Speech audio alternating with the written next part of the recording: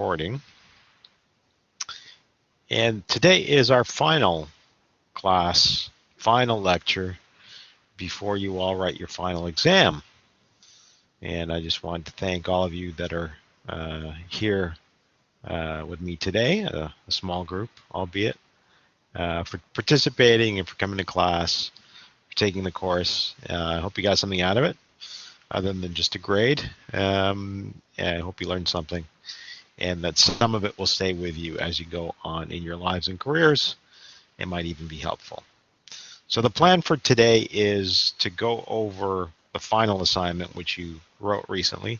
I haven't marked it yet. I'm going to do that this weekend, but I am going to go through it, take up the answers, give you the marking scheme so that you know how that's going to work when I do grade it.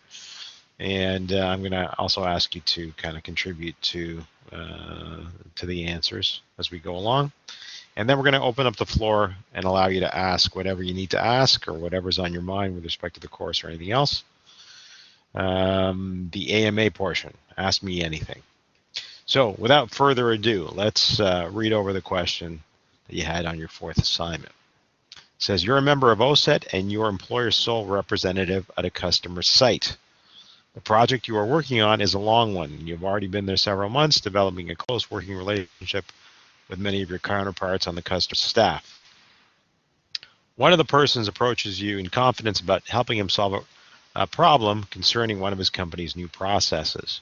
Your company is on the leading edge of this technology, and you possess your company's proprietary information, which would greatly help your new friends.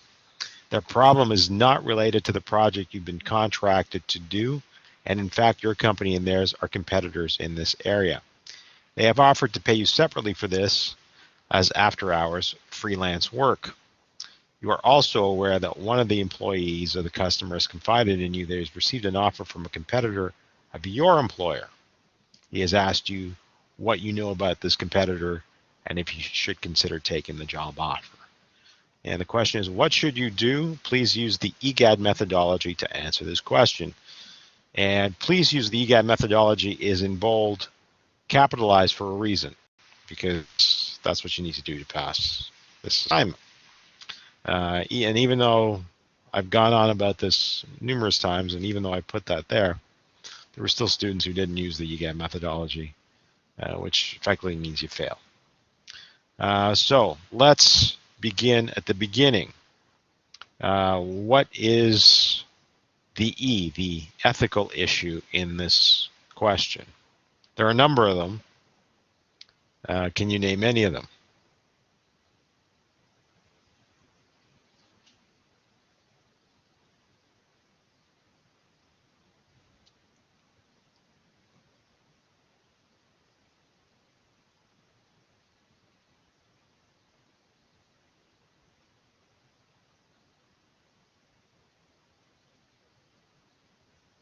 All right, well, what are the ethical issues?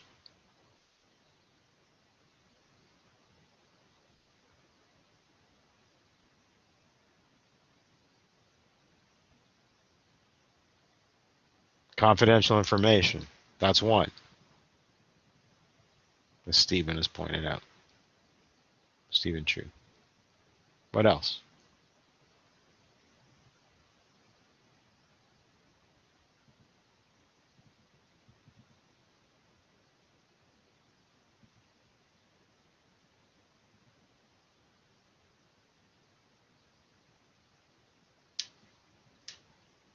It's conflict of interest. That's another one. They've asked you to work on a project to benefit you that does not benefit your employer.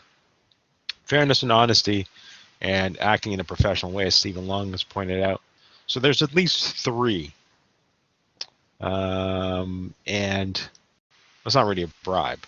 So there's at least three ethical issues. There are probably more, but those are the three main ones that you can kind of easily or relatively easily come up with. And if you identify two of those, yeah, it's fine to copy. And that's no problem. This is to respond to Stephen Chu's question. Is it okay to copy? Yeah, that's fine. So I gave 2 marks for the E portion of the assignment. If you identify 2 of the relevant ethical issues, you got 2 out of 2. Then we go on to the G, the generating alternatives. What are possible courses of action? So what are some possible courses of action in this circumstance?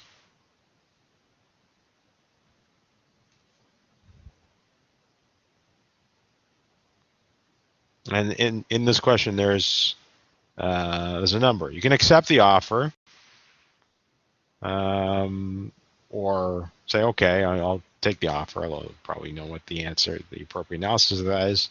Stephen Lung says, tell the employee about your direct competitor. Yeah, you can tell, you can give information. You can say no.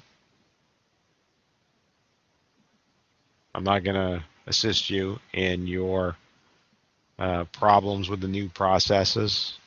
I say I'm not going to tell you about the competitor.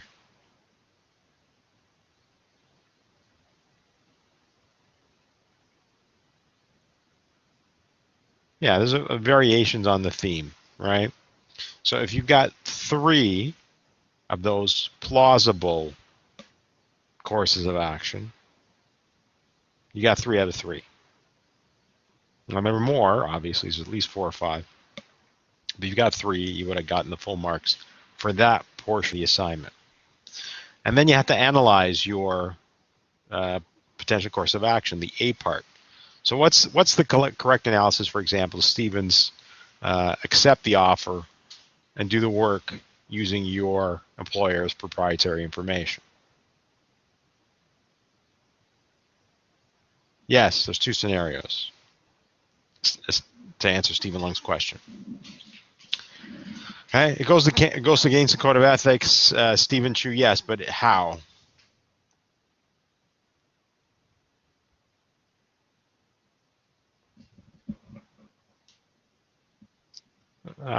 Yeah, you're leaking confidential information. You're disclosing information that you're not supposed to disclose, that you're obligated to keep confidential. That's your obligation to your employer. So that's how you analyze that. Saying no, I'm not going to take the job, and I'm not going to, for example, tell you about our competitor. What's the correct analysis of that option?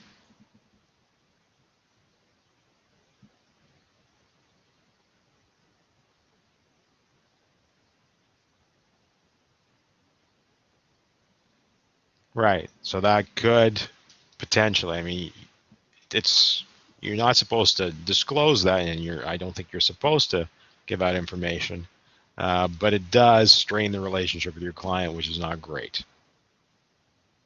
Right. So that's, I think, a pretty good way to look at that option. What else did we have? Take the job and then tell your employer after you take the job that you've done it. What about that one?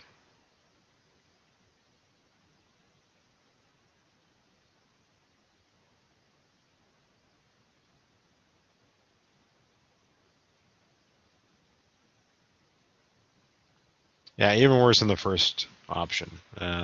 Well, practically speaking, yeah, worse than the first option. It's not a good option. And what else did we have here? So what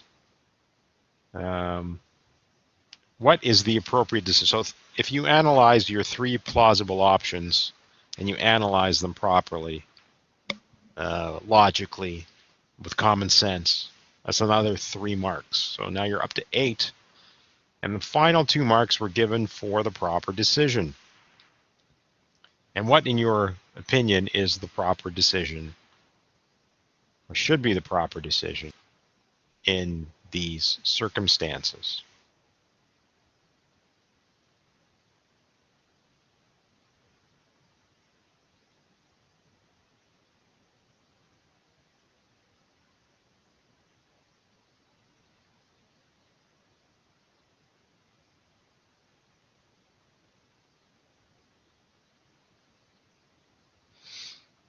So the Stephen A. Wei Hong, I think those are good options.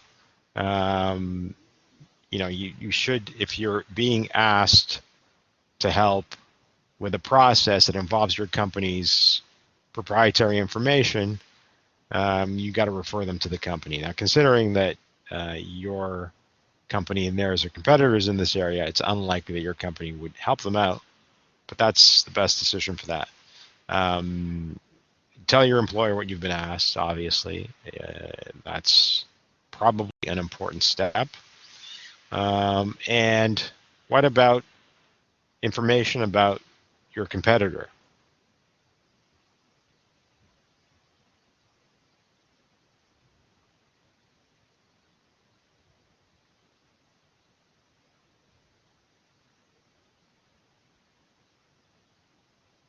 Stephen Lang says, you're not in a position to say anything. You stay quiet, shrug your shoulders, say, I'm sorry, I really can't help you too much about that.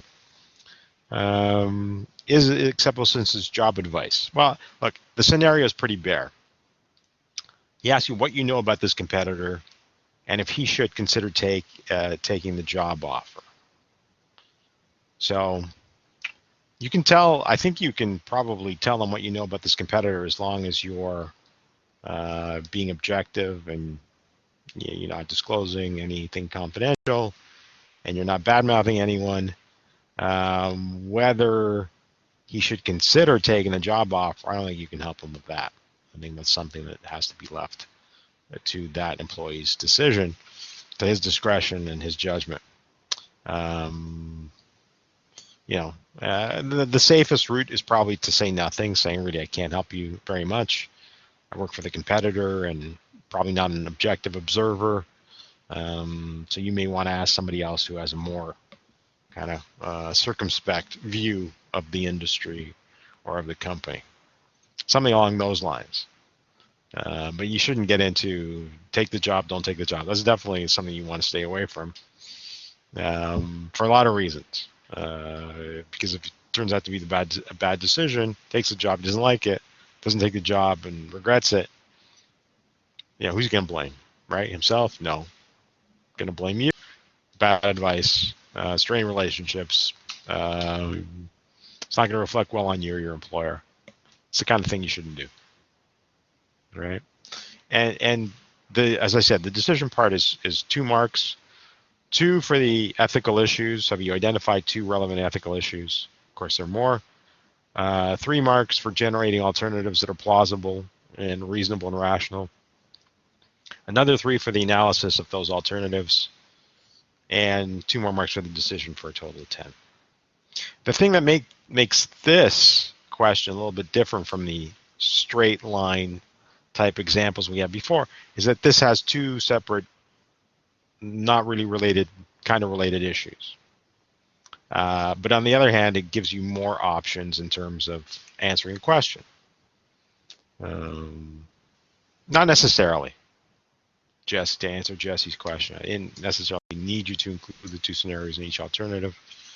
The way I'm going to mark it when I mark it this weekend is I'm just going to give the benefit of the doubt. So if you addressed both, but you didn't have to have 3 alternatives for each.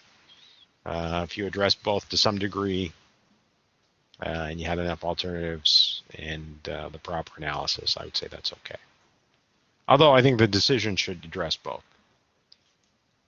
Right? It's only the G and the A where the 2 scenarios or the 2 different issues kind of play out. Right?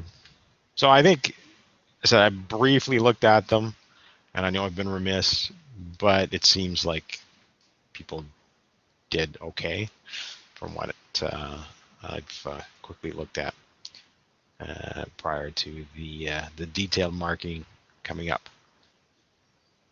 Any questions about this assignment?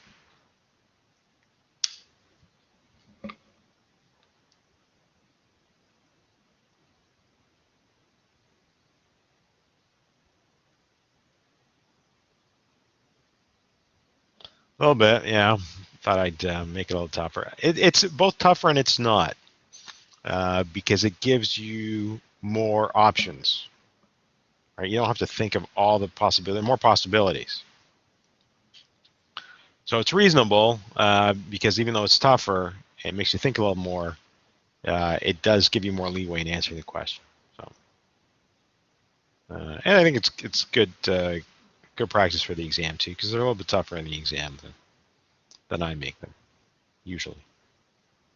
Yeah, I think Matthew's comment is accurate. Just a few more steps, but I don't think it's anything unreasonable.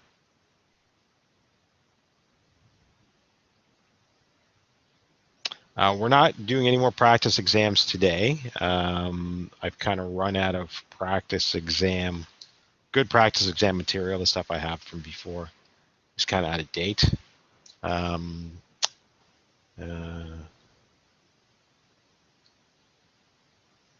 Thought you pressed the submit button, but it didn't turn out. It was a bit late. Are you talking about this assignment, Wei Hong? Yeah, I think it just automatically submits once the time expires. It should be fine.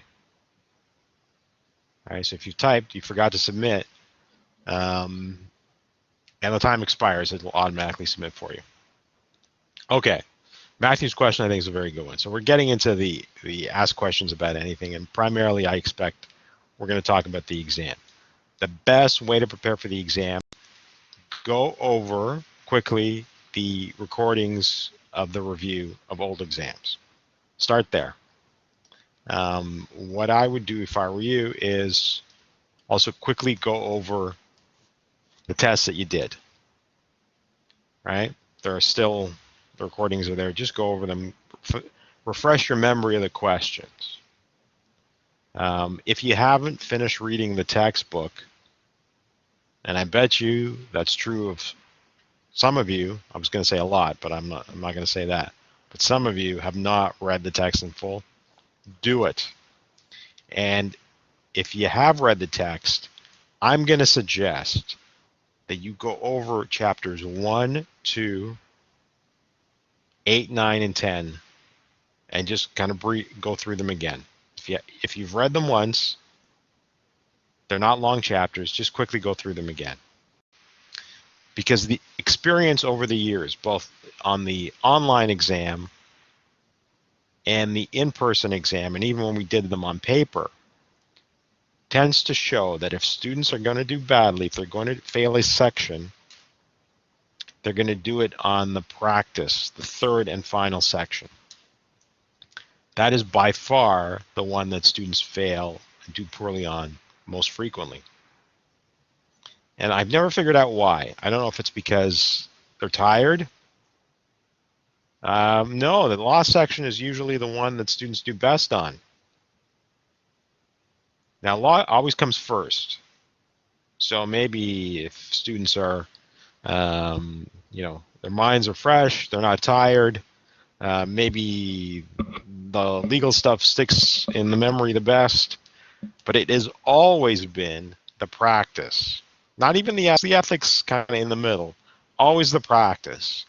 The stuff about all the OSET structure, committees, discipline, EGAT stuff, because they ask it in kind of in a more difficult fashion.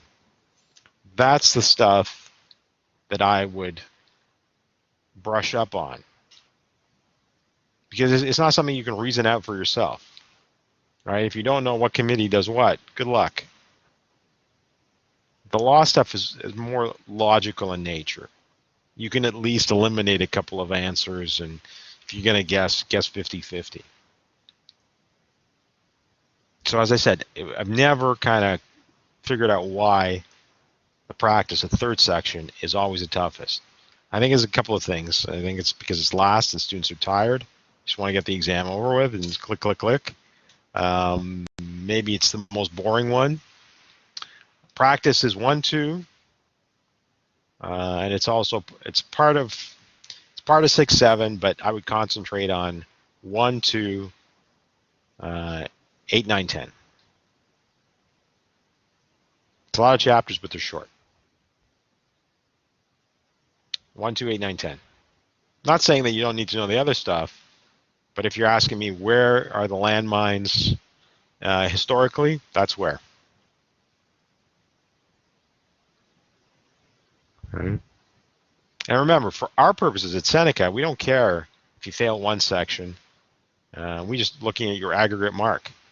But for OSET, if any of you are interested um, in becoming OSET members, you want to make sure that you don't have to rewrite the exam. So you want to pass all 3 sections.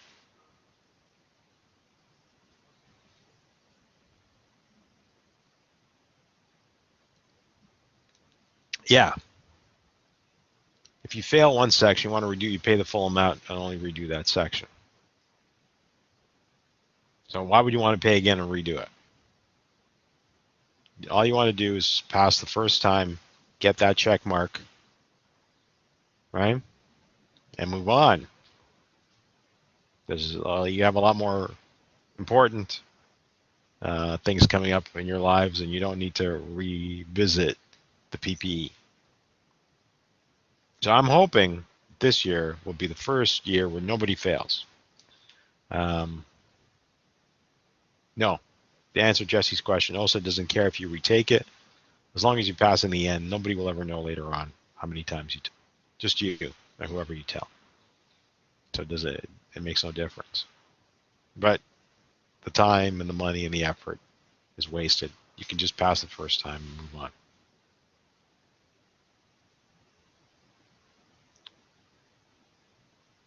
Yeah, like Matthew's methodology is a good one. Yeah, the exam is in the format like the test, but the difference between the exam and my tests is in my test you see the whole test. So you can go up and down throughout the whole test. Whereas the exam is in sections and modules.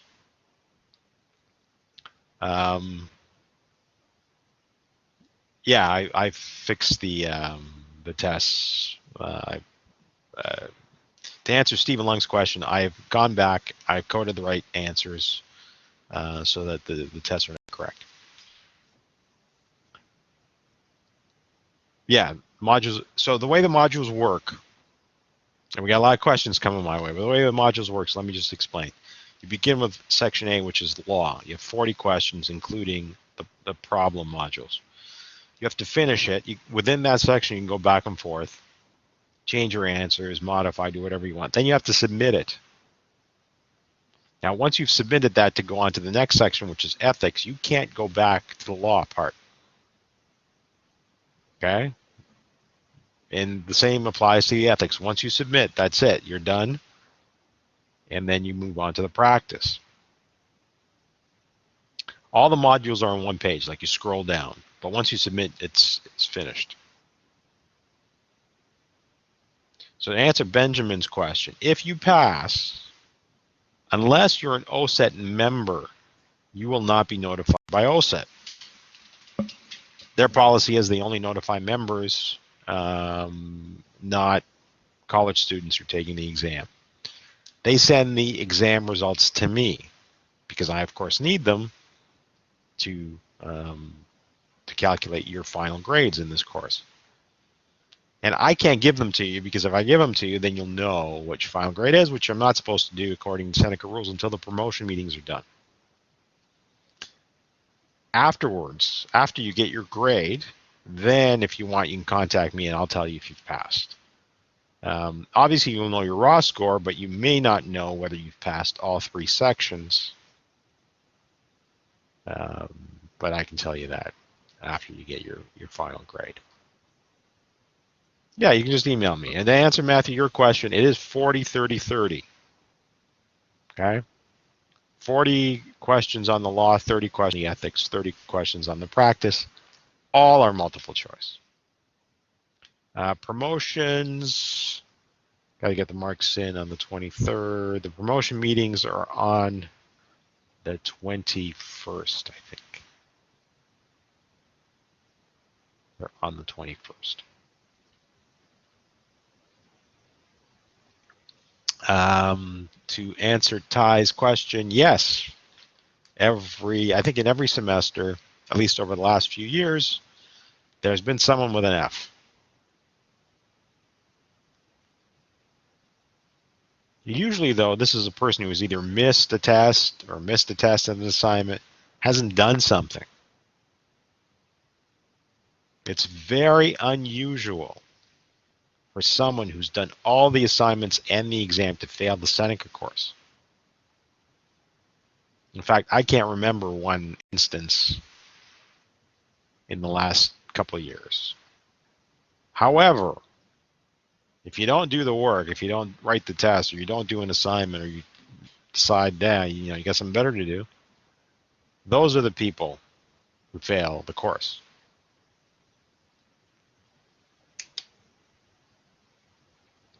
Yeah, you can't do multiple monitors. How will OSET know? Because OSET receives the grades, right? They're the ones who run the exam, so the exam results come to them. Examity is just a proctor. Examity does not know what your grade is. They just facilitate the proctoring for OSET.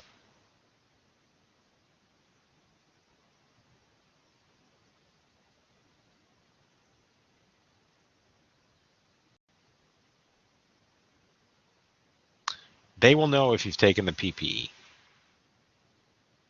right? Because you've signed up, you've given them your information.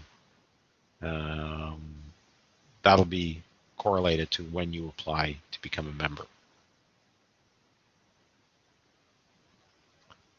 To answer Matthew's question, once you've signed up and you bought the exam package, you've given OSET your personal information.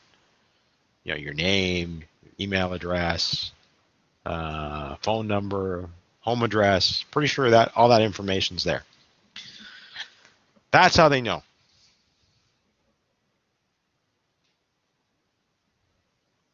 And that information is retained. So when you apply to become an OSET member in the future after you've graduated and once you've got your 2 years experience and all that, that's still on file and they know.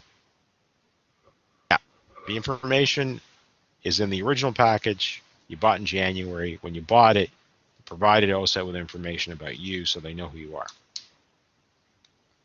I think even maybe your date of birth is in there. They will know. Yeah, look, I don't blame you for being nervous. It's normal. But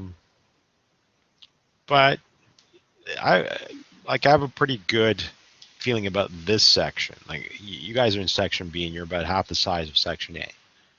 And I think I have a better feeling for the students because more of you participate and there are fewer of you. So I think you should be okay. Study doesn't mean you shouldn't prepare all that. Of course, you should do. But I have a pretty good feeling about the students in this section. To answer Steve Chu's question, you will not know from OSET unless you are an OSET member. So if you want to know what you got on the final exam, you need to email me after you get your final marks. Because as I said, I can't release the exam mark to you before the promotion meetings and before the grades are set. Then I can. So you just email me after that. You can email me the 26th of April onwards. A couple weeks.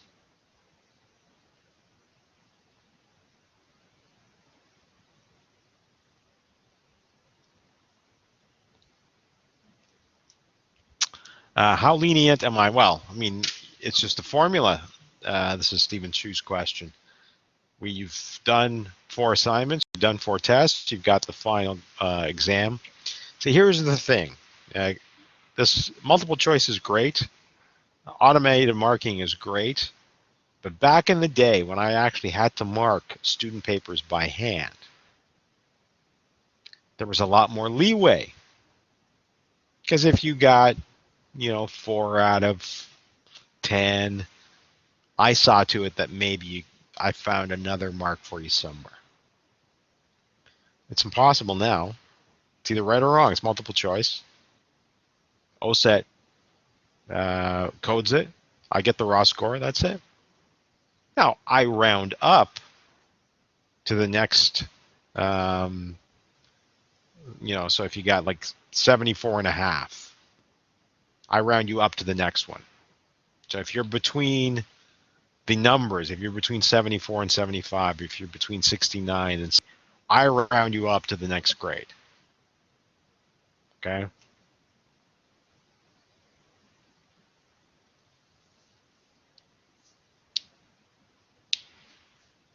But that's all I can do. I'm also kind of, even if the number is less than 5, even if it's less than 0.5, I round you up.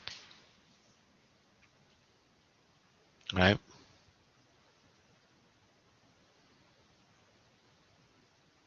I enjoyed, I enjoy, yeah, so 70.1 to 71. If you're in the next, if it gets you to the next grade level, I give you the benefit of the doubt. And to answer Matthew's question, I enjoyed teaching you guys. I enjoyed teaching this course. It was obviously more fun when it was in person. A lot more laughs. I got to know the students better. Get to know the faces, the personalities. Online, it's easier for me. I don't have to travel anywhere, and I don't have to stand up for 2 or 3 hours. It's easier on my back. I just sit. But it's not as fun. It's not as fun. So I'm hoping in the not too distant future, turn on the webcam. The problem with turning on the webcam is that Blackboard Collaborate is not a stable platform. Not a stable platform. And they don't want us to turn the webcam on because they say it has a potential to crash the system. So hopefully, but it's still, yeah, the grading, to answer Wei Hong, would be similar if it was in person. I have a feeling that once this pandemic is over, if it is ever over, that we're going to go to a hybrid learning system. Now, many of you may have, of course, graduated, moved on with your lives, but I don't think it's ever going to go back to the way it was before. I think it's just going to be, 50% maybe in class and the rest online. It's never, I don't think we're going back. And I think we're not going back because it fits people's schedules better. It's better for the students. A lot of the professors like being at home. It's too convenient. It's too easy. Exactly, Jesse. It makes life easier. So I'm hoping for the students, and maybe this is naive, the benefit of online learning is that that the cost should be lower. As I said, maybe I'm naive, but I'm hoping the tuition drops because the institutions won't have the same cost structure. I know I'm crazy. Maybe the students get a break on the tuition. That would be nice. That should be the real upside of online learning. You guys should get a break on your fees.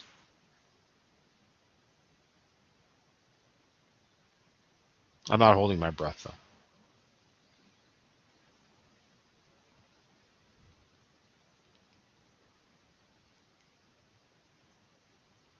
And in fact, I used to, back in the day, I used to, we used to have like a lunch or dinner for the students after the exam. You'd write, and then I would treat you, I think I did beer the first year, but I didn't do it after that. So we'd go out and have some snacks. But once again, The virus. Uber Eats. Uber Eats on Zoom. That's the new world. Um, it's just weird. It's weird for me. I don't know. You guys are younger, so you're much more adaptable. Um, yeah, Jesse, I think you're right. We're turning antisocial. Technology is both a blessing and a curse. Makes it easy to be antisocial, just to sit around the house and work from home, learn from home, order food.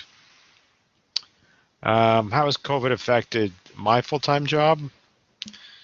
Fortunately, I mean, it hasn't affected my full-time job in that I haven't lost. I'm still busy and I'm still working um, and making a good living.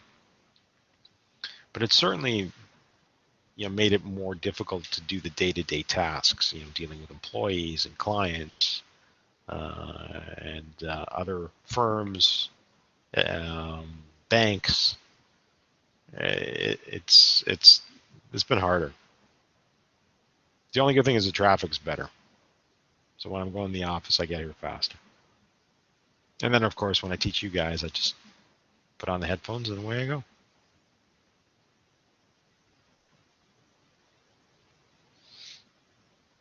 To some degree, yeah, Stephen. I feel like the efficient. I feel it takes longer to get the same amount accomplished, even though we have all the technology and the Zoom meetings and all that stuff.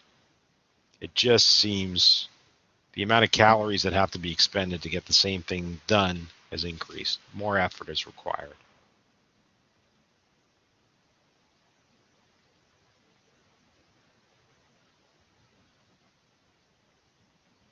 Yeah, that's right. Sometimes you just eat for something to do.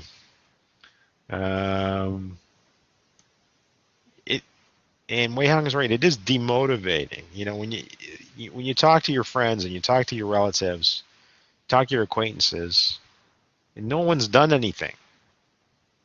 No one's gone anywhere. No one's done anything. No one's seen anything. The level of stimulation in people's day-to-day lives is very low. Like unless you're watching Netflix and that is the apex of your day. Um, yeah, Jesse, this is why I'm coming in the office every day too. I can't take it home. I think I'd be depressed clinically if I had to stay home all the time. Go to work, at least you got somewhere to go, change of scenery, you're more productive here, and then I go home. Yeah, this is the thing, right? You guys are young, you have energy, you want to go out, you want to travel, you want to meet other people, you want to date. It's got to be tough. I just, I'm old. That's all in the past. Girls have cooties. They do now. They had them when you were 6 and 7, and they have them again. So there you go. Some things don't change. I don't know. I don't know. It's tough because I think when you're in your 20s, you're kind of, I think you feel you're being robbed of your youth,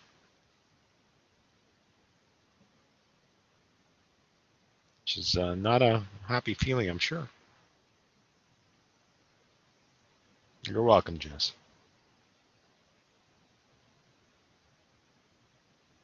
Nothing I can do about it, but at least I can empathize.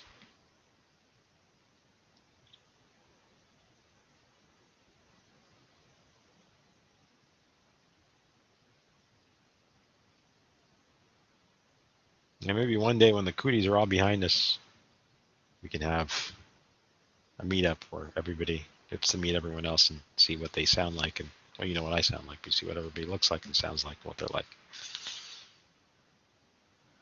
Um, yeah, right. I mean, if you're a first year student going into university or college, I feel bad for you. It must really suck on many different levels.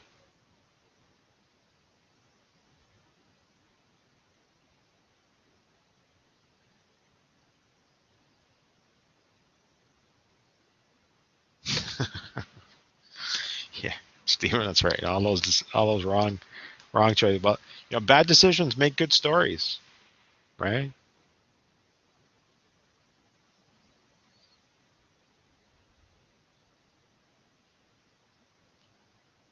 Thank you, Matthew. I wish you all the luck in the world on the exam, and let's hope our paths do cross sometime. All the best to you, and to the rest of you as well.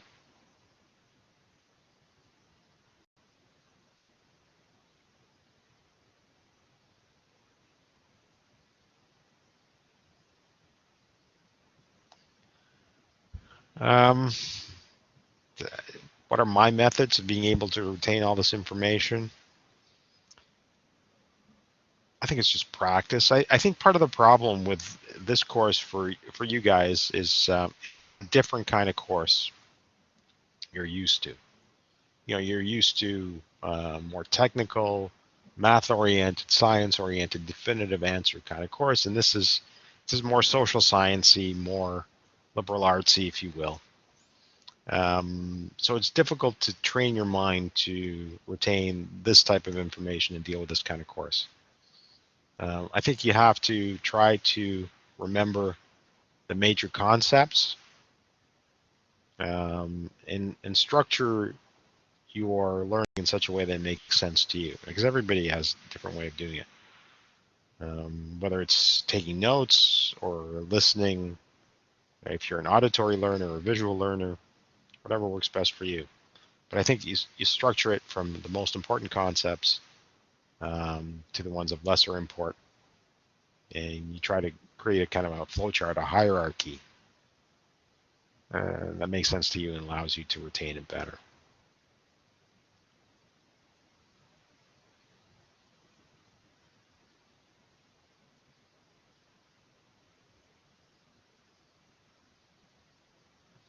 No, I didn't want to go into law. To answer your question, Stephen, when I went to undergrad, before probably most of you were born, I was going to go into business. I was taking a BCom program at the University of Toronto, downtown. I was either going to be a CPA or an investment bank, some kind of investment guy. And I had a couple of friends who were all really keen on taking the law school admissions test. And they were saying, yeah, come on, take it, take it, take it. I'm like, no, I don't want to take it. And anyway, they convinced me and I did it. And I got in and they didn't. And I've lost track of those guys over the years, but I'm sure they probably did better than me in the long run. But that's the story. I just kind of did it to see if I could do it. And 30 plus years later, here I am.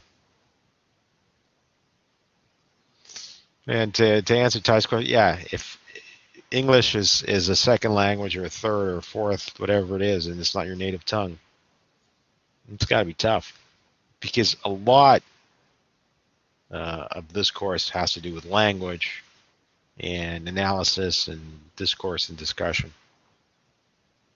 It's hard if English is not your native tongue.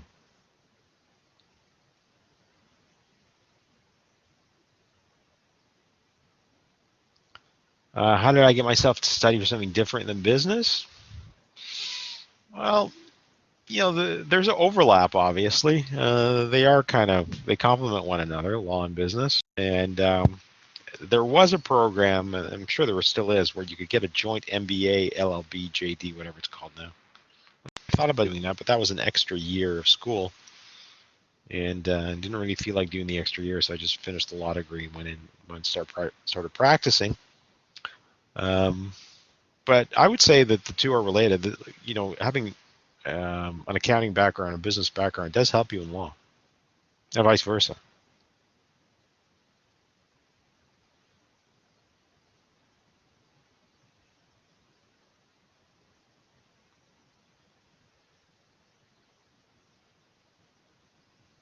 For questions 1, 2, and 3 on the fourth test, does it show the answers?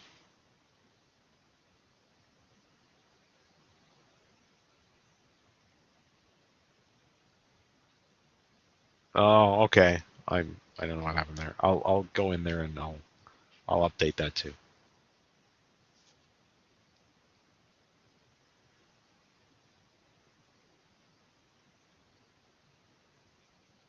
Okay. I will go back to the first three tests and I'll click the necessary boxes to make sure that you're able to see your answers.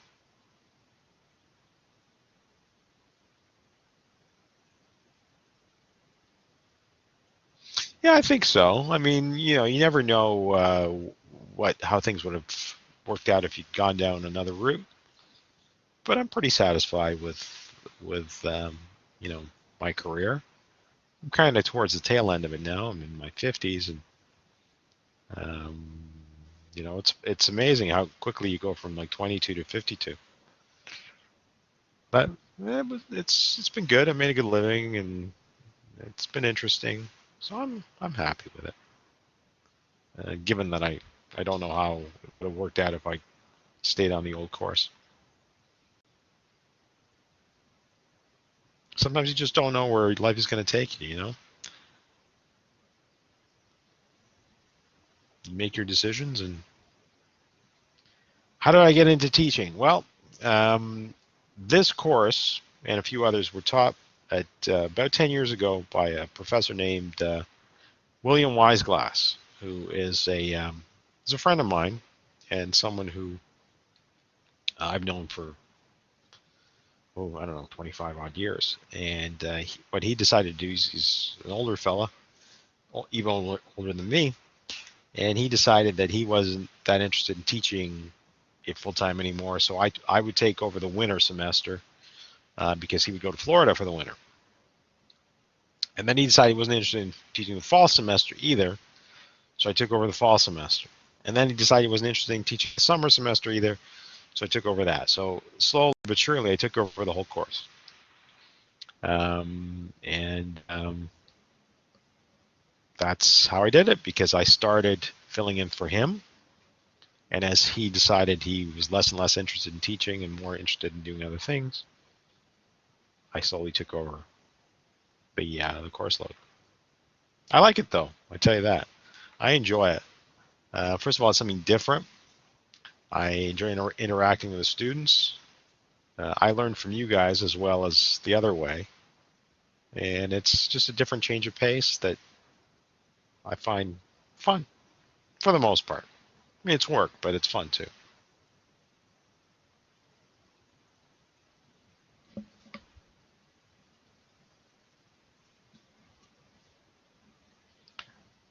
I don't teach any other courses now. I did for a while, but I kind of got my hands full with this course because I got two sections. I have multiple sections now regularly. I did for a while. Um, I was involved in teaching the interpersonal skills, and that used to be a requirement, a prereq to this course. I don't think it is anymore. I think they changed that this semester. I think maybe even you guys have told me that's no longer mandatory. So I was involved in that and this, but I'm not doing that anymore.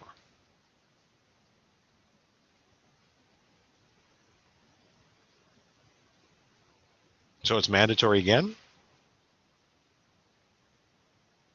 Is that course mandatory again, or is it still mandatory, or however you want to phrase it?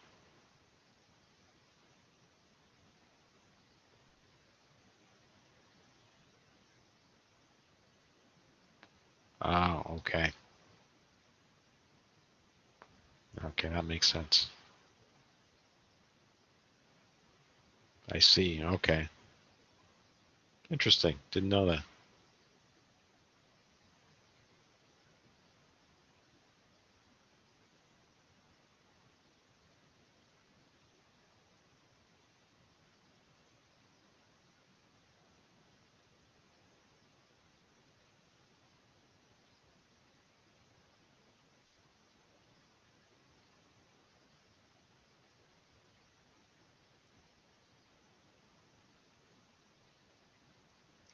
Now you know more about me than most of the people that have known me for years, or at least it feels that way.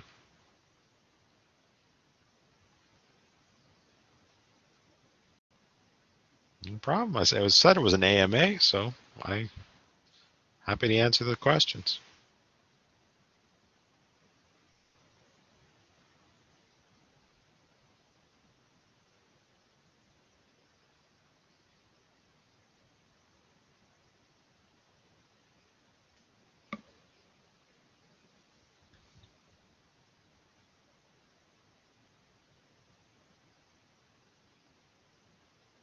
Anyone else? Any other questions?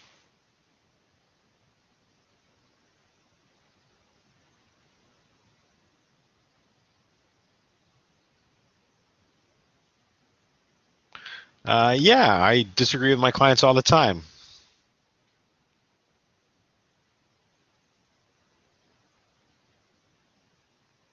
That's not unusual. It's the level, sometimes you give them advice and they take it, sometimes they don't.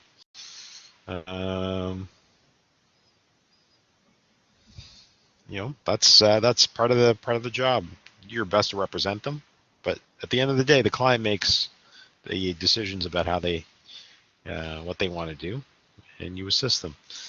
Do I have a way to connect with students and past students? I'm in contact with a lot of past students on LinkedIn. That's a good way to stay in touch. Email is good too.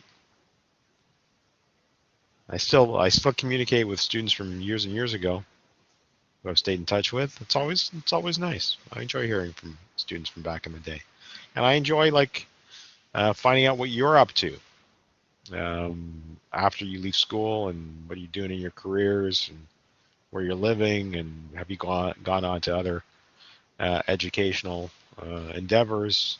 A couple of years ago, a student of mine applied for the Masters of Aerospace Engineering at Ryerson. I did a reference letter for him. I still keep in touch with him. He keeps me up to date on what he's doing. Another student who moved to California, now in the business of restoring classic cars. All kinds of people do all kinds of interesting things. I'm always happy to hear from students. So if you want to keep in touch, send me a LinkedIn, and I would be more than happy to add you to the network and stay in touch. Or via email. I'm not on social media. I don't have Facebook. I don't have Instagram. I don't have any of that stuff.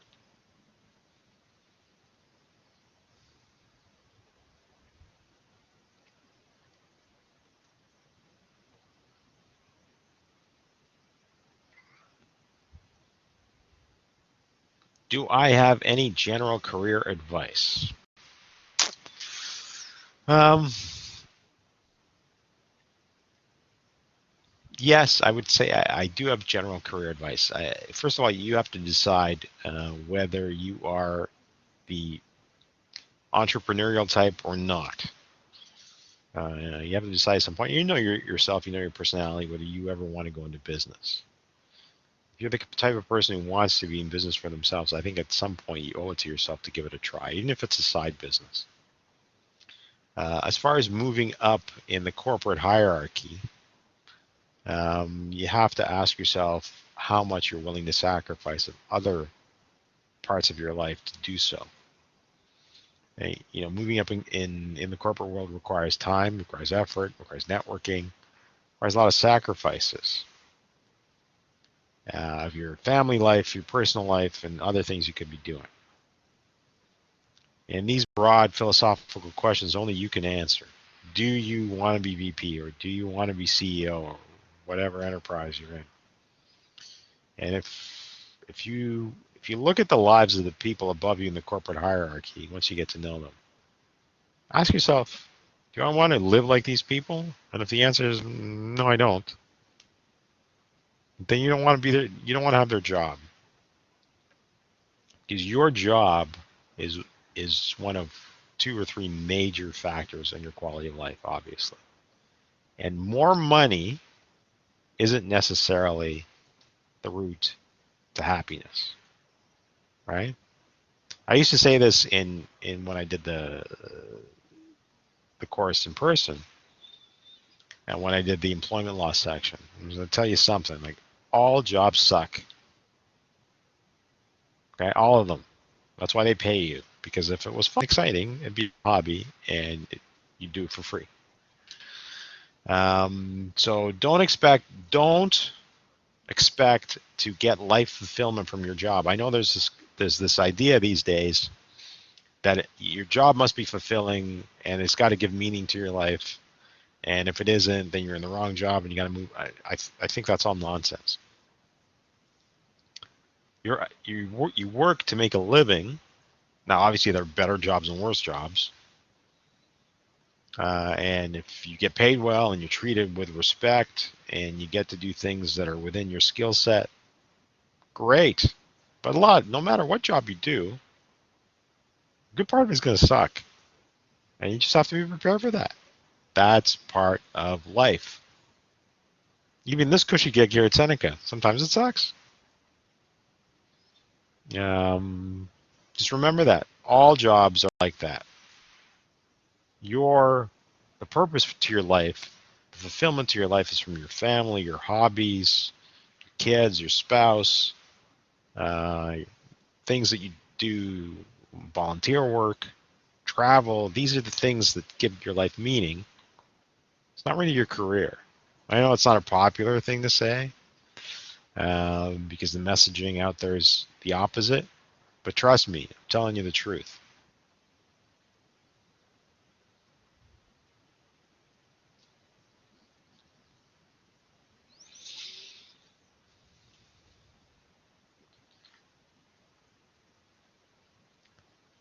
Yeah, you don't have to do a job forever. Of course, you can switch careers, but it doesn't matter what career you're in, what job you're in. Um, like I said, you might like some better than others, but a good part of it's going to suck, and you have to find fulfillment in your own personal life, not in your work life. Do I have my own firm? Yes, I have my own practice, which is both good and bad. You have more autonomy, the decision-making power. When you run your own business, everything is your problem. Like you're responsible for everything, right? Wei Hung's already changed career once before he started. You changed before you started. Um, a lot of students at Seneca are in this program because they've either gotten an education that doesn't lead to a good career, or they've worked in a field that they don't like and they want to move on to something else that pays better and they enjoy more. Um, is more kind of within their set of abilities. So it's common.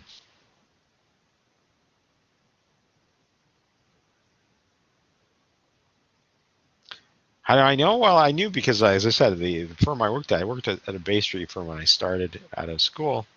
And I looked at the partners in that firm and I said, do I want to live like any of these guys? They were all guys back then. And the answer was no. I didn't want to live like them. So why should I follow in that trajectory, follow in that path? I'm young. I didn't have any dependents, wasn't married, had no family at the time.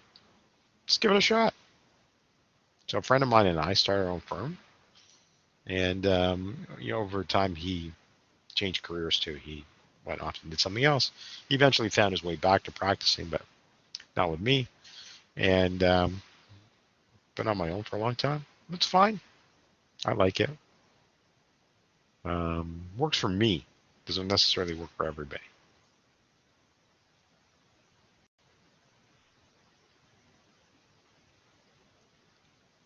I was thinking of either becoming a CPA or an investment banker or something in the finance world because I started my education in the BCom Bachelor of Commerce program at U of T downtown. Then I transitioned to this after a couple of years.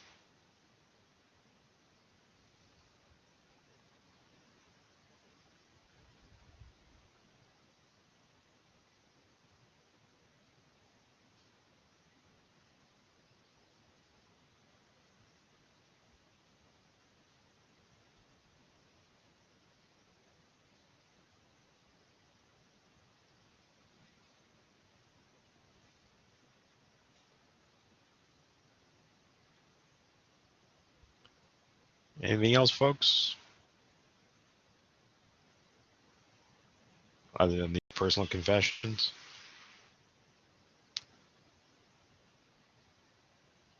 But thanks for the interest. I appreciate taking an interest in who the voice on the other end of that line is.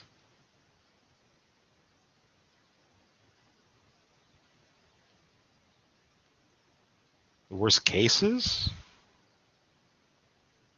Like cases that I've dealt with?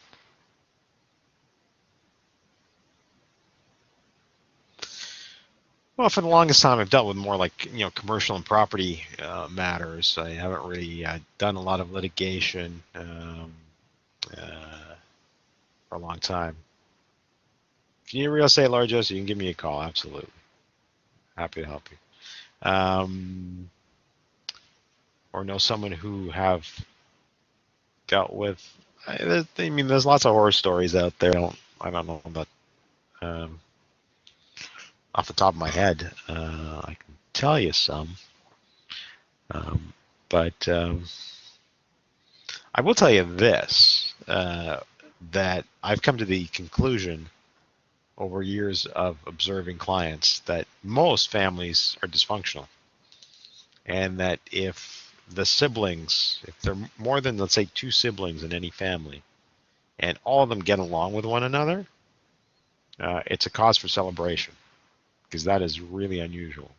You really see what happens when a parent passes away and they have an estate to be divided between their children, grandchildren, whoever. You really see what people are all about. It doesn't have to be a lot of money either. It's just disgraceful. That has been a real eye opener for me. You learn a lot. You learn a lot about people. You learn about human nature when you practice law in many fields, but you really learn about it here. I wouldn't say all people are bad, but all people have a streak of larceny in them, or at least almost all, where they're prepared to do, say, pretty much anything to save their own skin.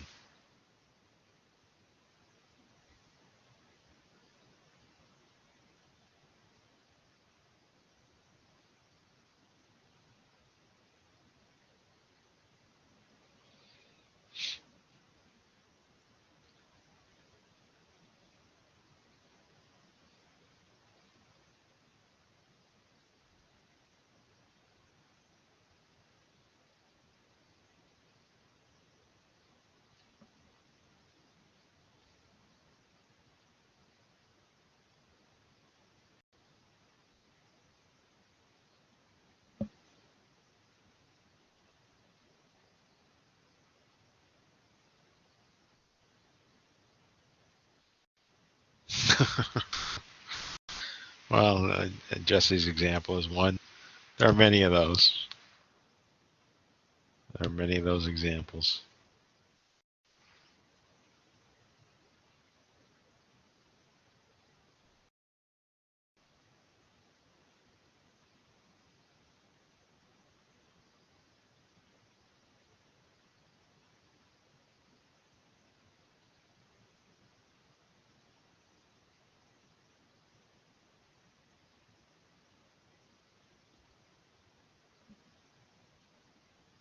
No lecture next week. This is the last one.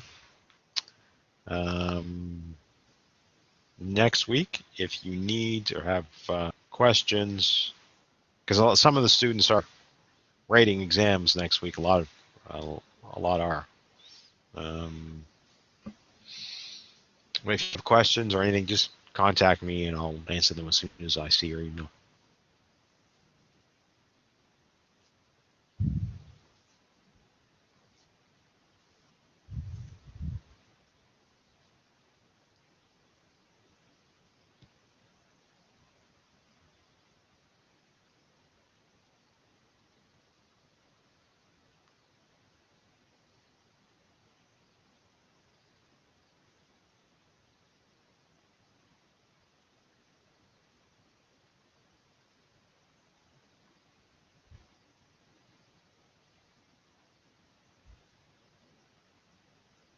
Well, thank you for being my students. As I said, it's been fun. I enjoyed this section a lot. You guys did, many of you participated, asked good questions. answered my questions. That always makes it more fun for me too, and better for you guys. You too, Wei Hung. Thank you so much.